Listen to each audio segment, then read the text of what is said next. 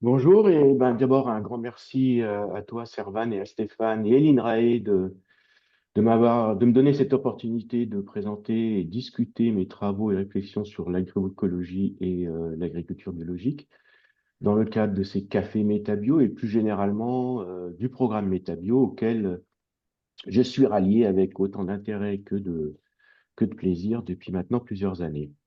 Aussi, j'ai l'impression d'intervenir aujourd'hui un peu en famille avec cette spécificité qui est la mienne, celle d'un macro-bioéconomiste intéressé par les transformations structurelles de nos économies, de notre environnement et de nos sociétés, et ceci en rétrospective comme en prospective, comme vous allez le voir bientôt.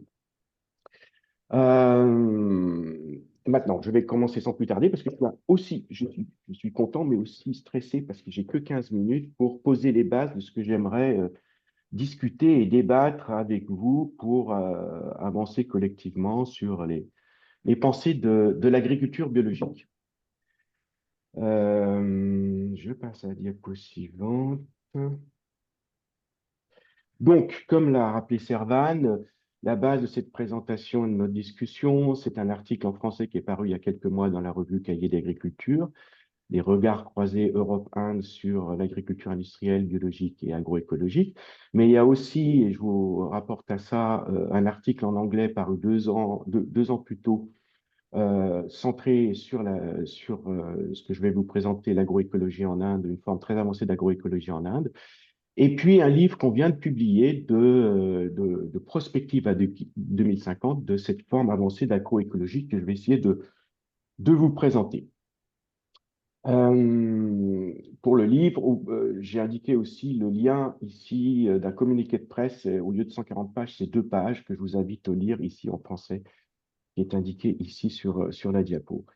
Voilà. Donc, dans notre article, on commence avec Frédéric Landy et Robin Degron, à montrer comment se sont industrialisées les agricultures et alimentations, que ce soit en Europe, mais aussi en Inde, à travers ce modèle mondial d'industrialisation agricole et de croissance, ce qu'on appelle en économie de croissance économique moderne. Là, je prends le titre d'un article de Kuznets, qui était un prix Nobel d'économie, où, en gros, emploi et valeurs doivent migrer de l'agriculture à l'industrie et aux services. Donc, dans ce modèle d'industrialisation, c'est d'abord un modèle de spécialisation dans quelques productions de masse standardisées. Et je vous ai mis sur la droite des estimations que j'ai faites assez récemment et qui a été reprise par La Recherche, le numéro de décembre dernier. Production alimentaire se concentre à près des 3 quarts sur 75% des calories produites en 2020 ne sont que de 6 cultures, à savoir le maïs, avant tout pour l'alimentation animale, le blé, le riz, le soja, la palme et la canne à sucre. Et dans cette spécialisation, elle nécessite l'usage d'intrants coûteux, que ce soit tant au plan financier pour l'agriculteur que au plan environnemental, pour sécuriser le rendement de ces monocultures, que ce soit avec l'irrigation, les engrais, les pesticides, la génétique, l'énergie, mais aussi le crédit ou les assurances pour accéder à ces paquets techniques. Et quelque chose de fondamental aussi dans ce modèle, elle suppose aussi ce modèle un agrandissement et une robotisation continuelle des exploitations, comme on dit en France, pour récolter et vendre toujours plus par agriculteur. Donc, on augmente la productivité du travail par ce biais-là, en substituant finalement du travail humain par de l'énergie fossile, des machines, de l'intelligence artificielle maintenant. Et puis, un phénomène aussi très important pour abaisser le coût des intrants externes et du capital par hectare grâce aux économies d'échelle. Et ceci jusqu'à arriver dans ce que Peter Timmer de Harvard appelle un monde sans agriculture, qui est aussi un monde sans agriculteurs, a world without agriculture. Pourquoi il utilise ce terme? Parce que et c'est ce qu'on constate dans les pays de l'OCDE, maintenant, l'agriculture représente à la fois moins de 3% du PIB et moins de 3% de l'emploi.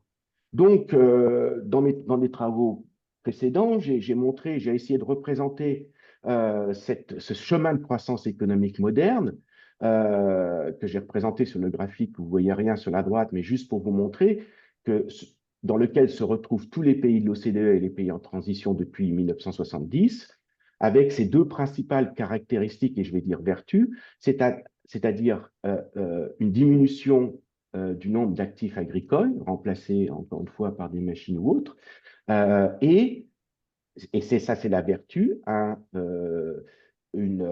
rétrécissement de l'écart de revenus moyens entre agriculteurs et non-agriculteurs. En gros, on vide les campagnes des paysans, mais pour ceux qui restent, les quelques qui restent, leur revenu parvient à atteindre celui des non-actifs agricoles. Alors, quel est le bilan en Europe ou dans ces pays des CDE de l'industrialisation, de cette croissance économique moderne? Alors, en positif, on a des campagnes, comme je viens de vous le dire, sorties de la pauvreté, avec un revenu agricole moyen, encore une fois, qui rejoint celui des non-agricoles. On a aussi des agriculteurs modernes, fiers d'utiliser des nouvelles sciences et technologies, des gros tracteurs. On a aussi une insertion dans et un développement du commerce international pour, entre guillemets, toujours aussi ici, nourrir le monde. Par contre, de point négatif, eh bien, on se retrouve dans un paysage où on a des faibles résiliences aux chocs économiques, climatiques ou sanitaires, du fait de ces spécialisations.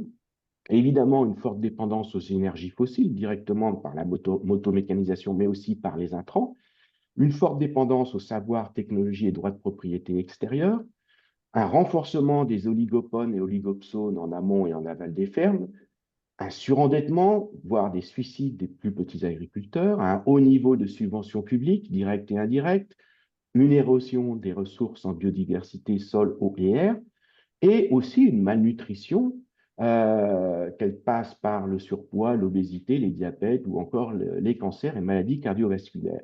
Et puis aussi, j'ai rajouté des paysages et des campagnes tristes pour habiter et pour le tourisme.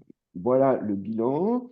Alors, du côté indien maintenant, on a mis dans notre article plusieurs chiffres sur l'Europe et à ce niveau-là, mais là, je vais vous donner que quelques indications sur l'Inde pour vous montrer avant tout que les résultats de cette industrialisation euh, et les impacts sont encore plus négatifs en Inde, où ils ont beaucoup plus intensifié leur modèle, ce modèle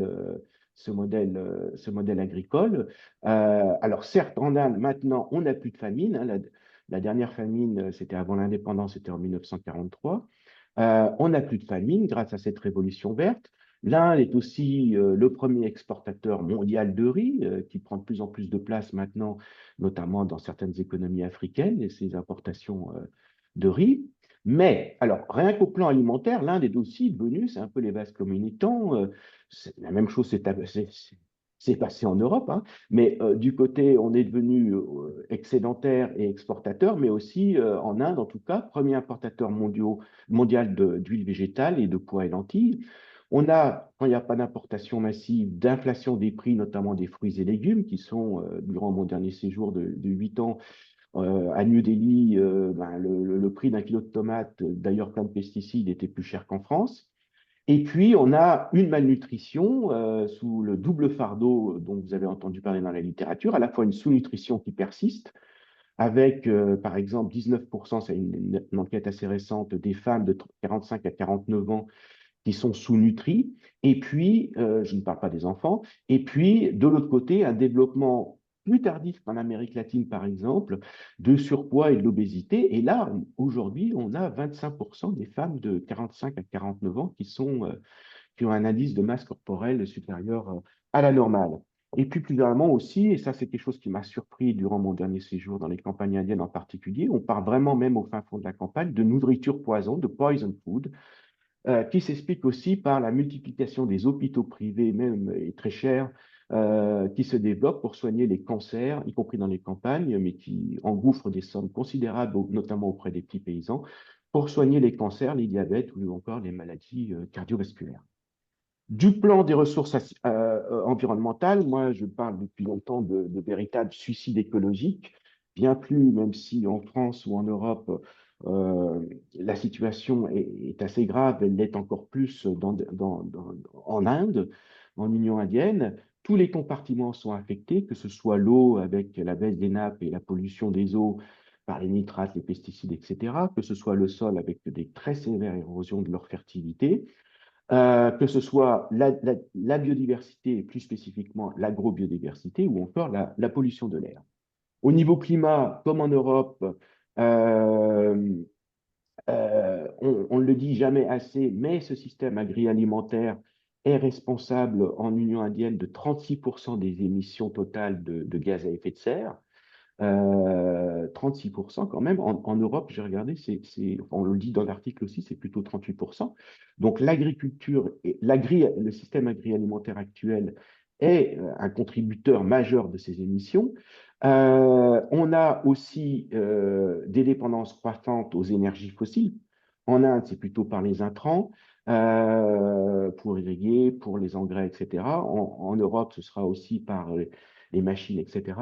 On a évidemment une vulnérabilité accrue au changement climatique, que ce soit les sécheresses, inondations et cyclones de ces quelques monocultures. En Inde, c'est avant tout la révolution verte du riz, du blé et de la canne à sucre qu'ils exportent d'ailleurs aujourd'hui. Euh, voilà.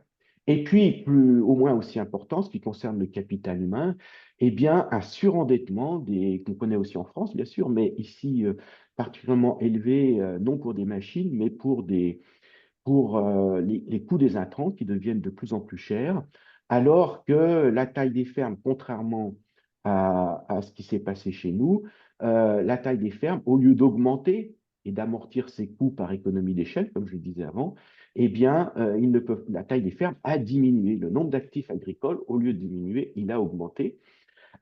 Et donc, la taille des fermes a diminué, ce qui permet, voilà, chaque fois, on essaye du coup d'augmenter les rendements pour compenser la diminution de cette taille des fermes en appliquant toujours plus les recettes de la révolution verte, c'est-à-dire toujours plus d'irrigation, toujours plus d'engrais chimiques et de pesticides, puisqu'on est en monoculture.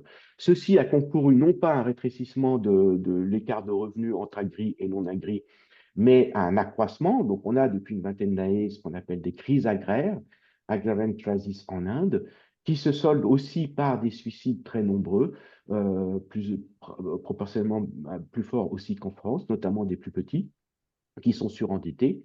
Et puis, parce que, autre chose, on a un schéma économique de croissance forte, c'est 6-7%, voire plus en Inde, mais sans emploi, ce qu'ils appellent les jobless growth. Donc, les petits agriculteurs n'ont pas d'autres, ou ceux dont la taille de ferme diminue, aimeraient bien trouver un travail en dehors de l'agriculture, mais ne le trouvent pas à une époque où justement l'industrie, la manufacture n'est plus manufacture, mais plutôt de plus en plus, elle aussi, robotisée et motorisée.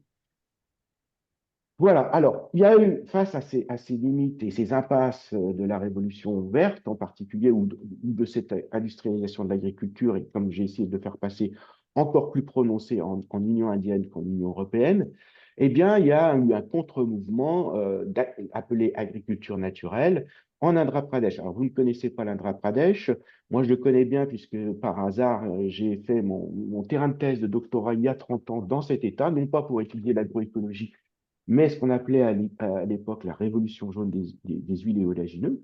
Alors, l'Andhra Pradesh, c'est quand même un pays de 53 millions d'habitants qui parle le Telugu, où il y a donc presque autant que la France, avec 6,2 millions d'hectares cultivés. Donc là, c'est moins que la France, où on est plutôt à 19 millions d'hectares.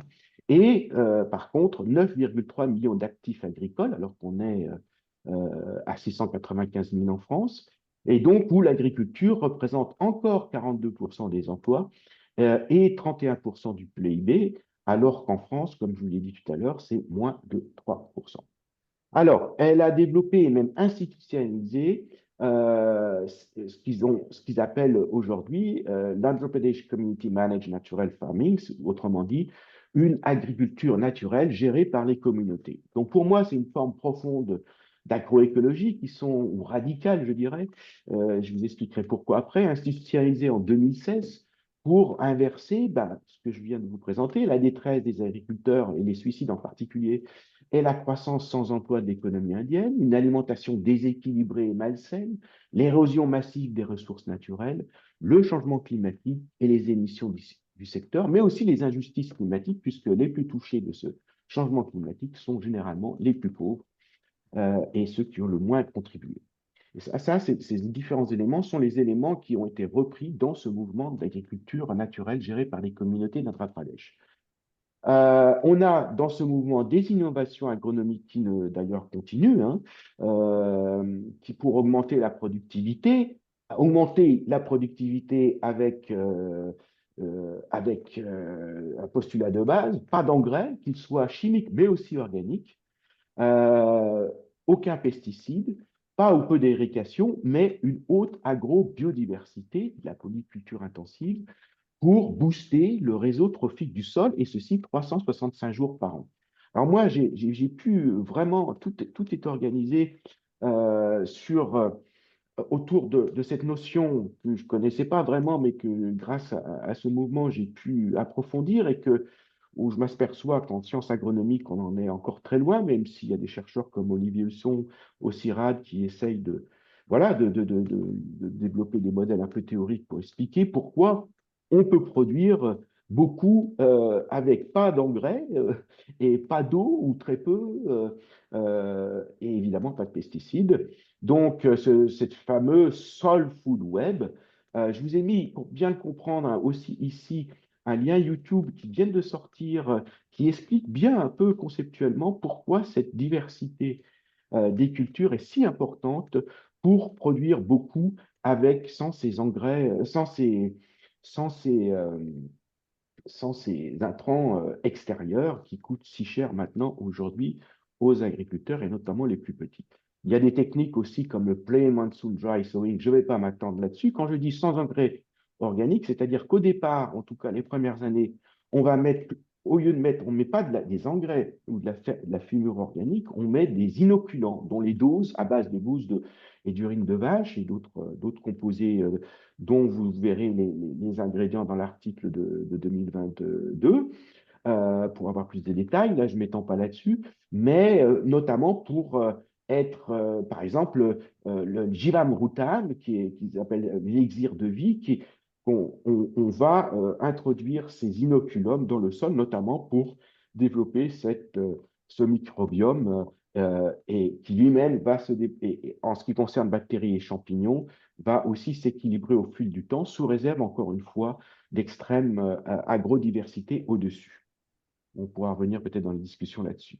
Et des innovations agronomiques qui ne seraient pas sans aussi, et j'ai été très impressionné par ça, par des innovations institutionnelles pour une mise à l'échelle collective. Aujourd'hui, enfin plutôt en 2022, on estime, enfin oui, qu'on est à peu près dans cet état d'Andhra Pradesh à 1 million de micro-agriculteurs, ce qui représente à peu près 10% des actifs agricoles, qui pratiquent donc cette agriculture naturelle d'Andhra Pradesh. Donc, pour ces institutions, ces innovations institutionnelles, je veux pas. Un des fondamentaux, c'est ils se basent sur des petits groupes de microcrédits féminins et ce qu'on appelle les self-help groups, qui sont avant tout tenus par des femmes et qui constituent vraiment le capital du projet pour le haut fonctionnaire dont j'ai mis une représentation aussi, Vijay Kumar, qui, lui, a justement permis l'institutionnalisation, cette forme d'agroécologie très, très avancée. Alors, juste cette petite diapo pour vous faire toucher un peu plus du toit. Pourquoi? Alors, les unités, enfin voilà, les innovations institutionnelles, je ne vais pas passer en détail, mais vous montrer que c'est quelque chose sans base ni sommet et extrêmement complexe, mais qui marche. Et on avait en 2020 à peu près 700 000 agriculteurs, y compris des salariés agricoles avec des micro-potagers qui avaient adopté, là on est plutôt à 1 million, comme je vous l'ai dit. Et là, pourquoi a-t-il adopté Alors, c'est avant tout les plus petits qui ont adopté, et pas ceux qui sont notamment dans des zones déjà irriguées, pour multiplier le cycle de culture par an, euh, et, euh, voilà, et qui ont le plus d'hectares de terre en plus. Donc, pourquoi ceux qui ont adopté? Donc, c'est les plus petits, et notamment dans les zones arides et semi-arides, où ces techniques permettent de cultiver 365 jours par an, comme je vous l'ai dit. Dans des zones vraiment arides, moi j'ai vu ça de mes yeux vus. Donc, ils ont adopté parce qu'il y a une hausse du revenu net avec ce qui fait l'essentiel de la hausse de revenus nets, c'est en fait la réduction du coût des intrants, que ce soit en engrais, en pesticides, en énergie, en irrigation et en crédit. Il n'y a pas de baisse de rendement, vraiment, voire et plutôt des rendements plus élevés, avec des fois des chiffres assez impressionnants. On a, et ça c'est ce qui touche particulièrement les femmes, une bien meilleure alimentation en termes nutritionnels comme sanitaires. On a aussi, ce que regardent peu ceux qui viennent observer cette agriculture, une meilleure alimentation des animaux. Et puis, ça peut faire sourire, mais un bonheur.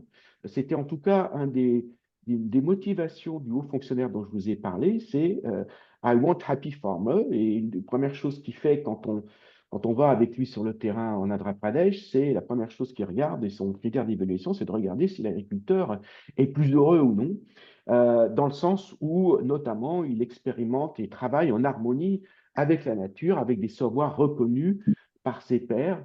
Et oui, Oui, Bruno, excuse-moi, je sais ouais. pas, j'en profite juste pour te dire il est déjà, Oh zut, enfin, ok, ok. t'as déjà fait 15 minutes.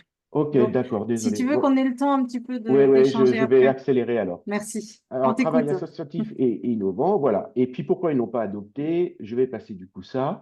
Alors, on a fait une prospective agroéco 2050 que je vous ai mentionné à l'introduction, donc qui était une demande de ce gouvernement d'Andhra Pradesh, avec on a regardé deux scénarios narratifs et contrastés, donc parce que le gouvernement voulait savoir et qu'est-ce qui se passerait en 2050 si on avait une complète mise à l'échelle, c'est un peu la réflexion aussi de Métabio, de cette agriculture naturelle gérée par les communautés en 2050. Est-ce que c'est possible et qu'est-ce que ça voudrait dire? Et puis, on comparait avec quelque chose qu'on peut, en économie, on pourrait appeler un contrôle, un scénario tendanciel, 100% d'agriculture industrielle. Donc, cette prospective s'est étalée sur plusieurs années avec un groupe d'experts de différents savoirs et puis un modèle numérique que je développe depuis 15 ans maintenant, qui s'appelle Agribiome. Et alors, ce que je voulais vous montrer, c'est des résultats nettement en faveur de la micro-agroécologie. Comparé donc en 2050, comparé au scénario d'agriculture naturelle, on voit qu'on peut cultiver et régénérer 365 jours par an plus de 2,8 millions d'hectares de terres laissées en jachère par l'agriculture industrielle parce que ce n'est pas profitable. Euh, on produit plus 1000 kilocalories par jour et par habitant en aliments par ailleurs bien plus sain et équilibré. On a une hausse du revenu des agriculteurs avec zéro engrais, encore une fois, pesticides, très importante économie d'eau et d'énergie fossile. On emploie plus 5 millions d'agriculteurs, ce qui nous fait passer le taux de chômage de 30 à 7%. On a une réduction des inégalités de revenus entre agriculteurs et non-agriculteurs.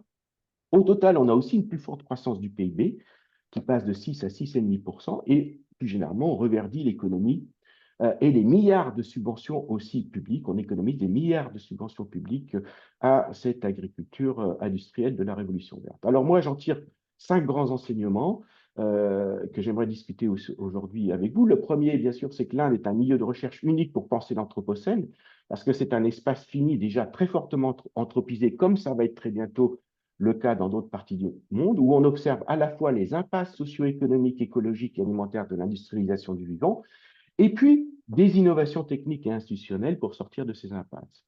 Deuxième enseignement, c'est que ça a permis de confirmer une définition simple pour moi et opérationnelle de l'agroécologie, dans le sens où que je travaille, enfin voilà, que j'ai commencé un peu à afficher en 2013, mais l'EPCNF, c'est ce que je vous ai dit, c'est pour moi une agroécologie véritable, profonde, radicale, qui souscrit et induit les 10 éléments FAO ou les 13 principes HLPE de l'agroécologie, avec une productivité de la terre et du travail ne reposant plus sur la spécialisation dans quelques productions intensives en intrants extérieurs, mais sur une mosaïque d'agro-socio-écosystèmes localisés et interconnectés, stimulant, boostant chacun à leur manière des synergies biologiques entre multiples espèces végétales et animales en dessous et au-dessus de la surface terrestre, des champignons du sol aux céréales, légumineuses et arbres, des bactéries ou lombriques aux gros bovidés.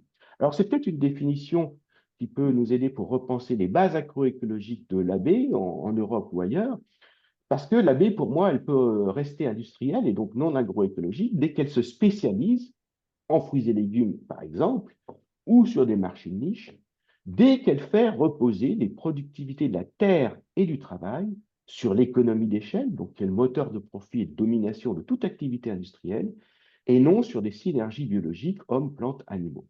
La quatrième enseignement, c'est que la petite échelle devient un avantage comparatif, alors que dans le modèle de croissance économique moderne ou de transformation structurelle, c'est un sérieux handicap. En effet, et ça, la science économique, curieusement, le montre depuis 50 ans, ce qu'oublient eux-mêmes les économistes, c'est qu'on est en agriculture, on est beaucoup plus efficace et productif à petite échelle qu'à une grande. Et la micro-échelle de production est donc la meilleure assurance de rendement élevé et d'une bien meilleure santé des hommes, des sols et des écosystèmes. Donc on peut penser qu'on pourrait transformer notre planète finalement en un grand jardin hyper productif en biomasse, en stockage de carbone, en biodiversité, en gestion de l'eau, etc., grâce aux centaines de millions d'actifs agricoles au sud. Je vous rappelle quand même que dans les PVD en 2020, on a à peu près, ça c'est mes dernières estimations, mais 827 millions d'actifs agricoles pauvres en plus, avec 1,2 hectares de terres cultivées en moyenne, contre 38 millions d'actifs agricoles et 17 hectares par actif dans les pays développés. Malheureusement, ce genre de scénario n'est pas pour l'instant de vision dans les actuels scénarios, que ce soit ceux du GIEC, de l'IPBES, du FMI ou de la Banque mondiale. Alors, cette option, cette vision, pour moi, elle serait sous au moins deux conditions. D'abord, une coopération sud-sud. Ce n'est pas nous qui allons apprendre du Nord comment faire cette agroécologie hyper productive à micro-échelle dans des contextes voilà, du Sud très particuliers. De type, là, c'est des résultats qu'on vient de m'envoyer, par exemple, l'EPCNF avec la Zambie. Et là, je vous ai mis un petit tableau où, justement, où il compare avant tout, c'est avec l'agriculture conventionnelle, mais là, l'EPCNF avec l'AB, donc pour vous montrer une AB industrielle sur la droite et l'agroécologie profonde sur la gauche, ou en termes de revenus simplement, hein, avec ce modèle que j'aime beaucoup, ATM, hein, en français c'est l'acronyme, en anglais c'est pour dire le distributeur automatique de billets en anglais, et là il l'appelle Anytime Money Model. Et puis, une condition importante dont on reviendra dans la discussion, c'est les paiements pour services environnementaux, à deux autres conditions eux-mêmes, à la personne et non par hectare ou par tête d'animal, et bien sûr à la pratique, c'est-à-dire avec des pratiques qu'on le sait vertueuses, non seulement par exemple pour le carbone du sol, mais aussi pour la biodiversité et la résilience au choc, pour l'économie et le filtrage de l'eau. Et ceci pour à la fois déplaçonner la limite d'espace dans l'espace physique, mais aussi de rémunérer des services essentiels qui ne le sont pas actuellement, c'est-à-dire que le revenu de cette micro-agroécologie, eh bien, l'agriculteur est rémunéré, ou l'agricultrice, en fonction de ses productions de biomasse, mais aussi en fonction des services comme celle d'un docteur qu'on accepte aujourd'hui de payer pour prendre soin de nos santé. Pourquoi ne pas payer ces micro-agriculteurs pour prendre soin de la santé de notre nature? Et puis, je termine par la question qu'on me pose souvent à la fin de ce type de présentation. Quid de cette agriculture naturelle ou de cette agroécologie en Europe avec des fermes déjà très spécialisées et des motos mécanisées ou robotisées? Ben alors, on peut se limiter à des solutions mais qui seront bien moins productives, efficaces, limitées à l'interculture, au plantage de haies, etc. On voit toute la littérature actuelle qui bourgeonne en Europe sur ces questions-là, mais pour moi, ce sera bien moins performant aux différents niveaux que je vous disais. Ou bien on peut parler aussi de réagriculturalisation plutôt que de réindustrialisation. Et juste un petit calcul que j'ai fait hier, en France, en 2020, si on imaginait une France en 2020 avec 3 hectares de terres cultivées par actif en moyenne, ça représenterait 6,6 millions d'actifs agricoles, soit 24% de la population active contre 2,4% aujourd'hui. Ben, tout ça, en fait, c'est une question de préférence, de valeur, de choix de société, de ce que j'aime bien dire de régime sociotechnique pour reprendre les termes de Schott-Gills. C'est-à-dire qu'on est face aujourd'hui, je pense, à deux grandes alternatives. Soit on continue de produire massivement quelques denrées recomposées et transformées en aval, où valeur, investissement et emploi sont de plus en plus concentrés, notamment pour réparer les failles sociales et environnementales du système, notamment avec les coûts croissants de santé, de retraitement des eaux, de restauration des sols et de la biodiversité, de lutte contre le changement climatique, ou bien on produit en symbiose dans et avec la nature, avec valeur, investissement et emploi concentrés en amont, pour fournir des produits diversifiés et de qualité, ainsi que des services qui sont pour l'instant non rémunérés, comme le filtrage des eaux ou le stockage de carbone dans les sols, ou encore la résilience au choc. Je vous remercie pour votre attention et désolé pour mon excès de temps.